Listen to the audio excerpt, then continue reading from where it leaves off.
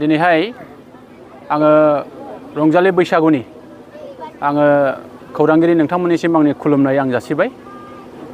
रायजो राजाफोरनिसिमबो आङो आंनि गोसो गोरबोनिफ्राय देरसिनफोरनो खुलुमनाय, उन्दैफोरनो अननाय आं जासिबाय।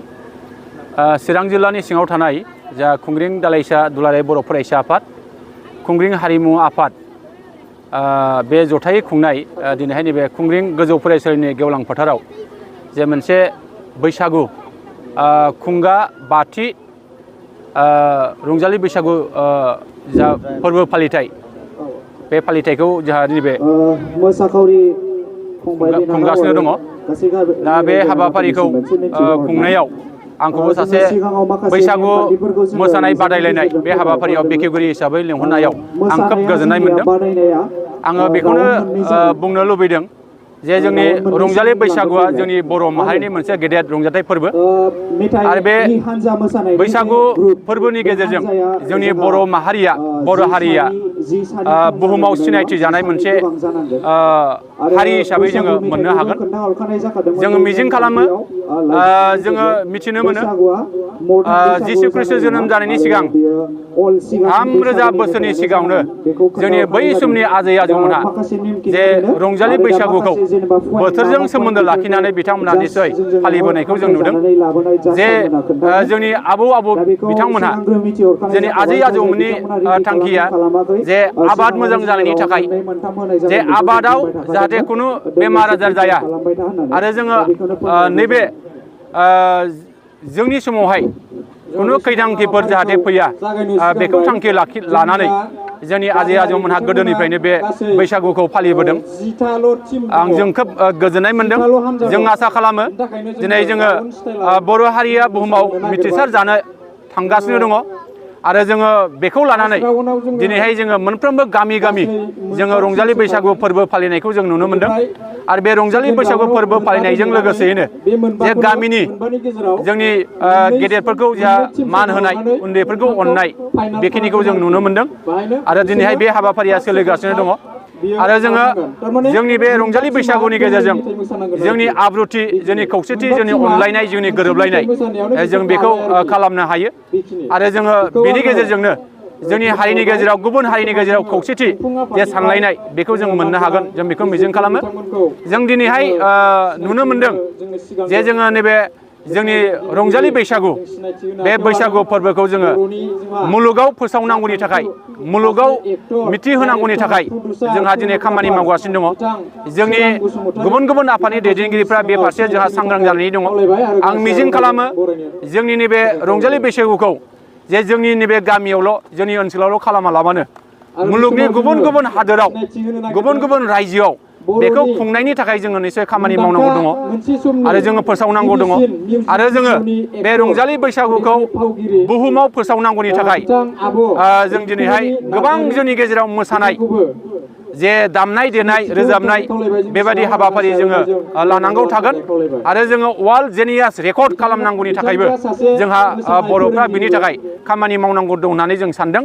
दा बेनिखायनो जोंनि गुबुन आफादफ्रा बिनि सायाव निस्सय खामानि मावनांगोन। जोंनि सरकारनिफ्रायबो बिनि सायाव निस्सय खामानि मावनांगौ दङ आरो जोङो जथायै जुदि सानलायनानै जों बे खामानिखौ जुदि मावनो हायोबा निस्सय जोङो गुबुन हारिनि जे मोसानाय, जे मेथाइ खननाय, जेरैबायदि फोरबो फालिनाय, जे रंजाथाइ फोरबो खुंनाय, बेबायदि जों निस्सय खालामनो हायोबा जोंनि जाथिखौबो, जोंनि हारिखौबो मुलुग दरबाराव जोङो मिथिसार होनो हागोन, जों बेखौ मिजिं खालामो।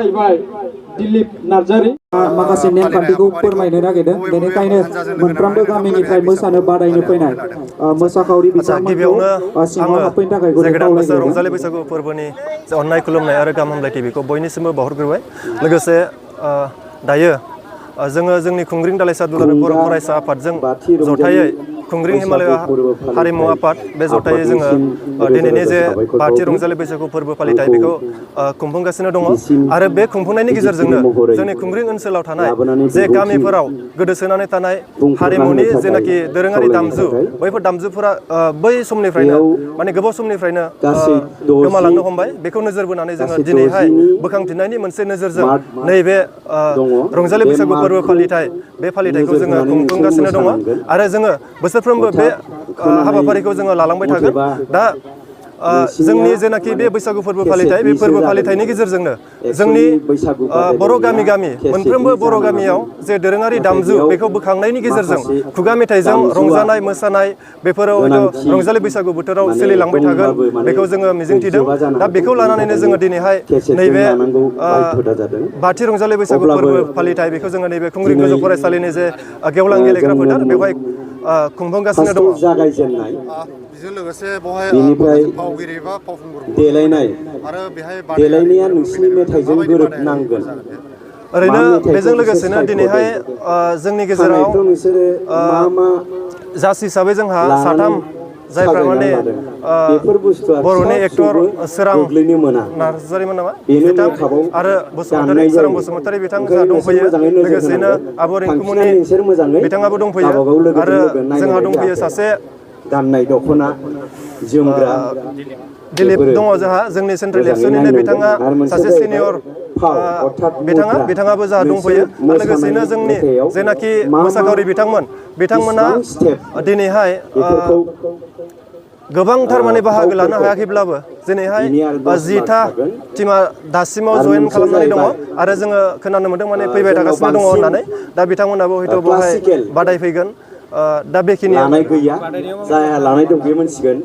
जोङो बेनो जाहैबाय बादायनायाव इण्डियान बान्था क्लासिकेलाव हिसाबै जोङो बुङो बेखौ रां जोङो हरनाय जागोन। ताल जोङो आरो सेथि बान्था हिसाबै 10,000 नैथि जोंनि बान्था हिसाबै बर'आव जोङो बेखौ 7,000 बुंगोन आरो थामथि बान्था बेहेक हिसाबै 5,000 आरो बेजों लायलो। लोगोसे दा नोंसिनि जोङो गाना माखासे रांखान्थियारि मा बिथिंखौ बेहेकजों नायनानै खारदों जोङो आरो बिथांमोननो बेसेबां हरफादेरनायनि लयआव जोङो खारदों। बेखौ थांखि लादों सोरबा आरो जाय दाननि बिथांमोना सिगां बादायनो मोसायो फैदों जों सोरबा दाननि बिथांमोननोबो उनाव मोसायो